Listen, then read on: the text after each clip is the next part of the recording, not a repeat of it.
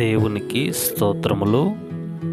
ప్రియులారా, ఈరోజు వాక్య భాగము మత్తయి సువార్త 5వ అధ్యాయము 16వ వచనం.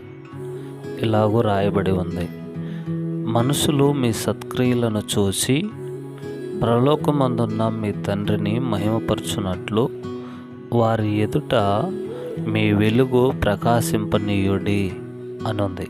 ప్రియులారా, సత్క్రియల ద్వారా ఈ లోకానికి వెలుగుగా, ఈ లోకానికి మాదిరికరంగా ఉండాల్సినటువంటి క్రైస్తవ్యం ఆరిపోయిన దీపాల వలె ఉండటం చూస్తూ ఉన్నాం. అలాంటి జీవితాలలో యేసుక్రీస్తు ప్రభువారు తన మాటల చేత వెలుగును నింపుతున్నాడు.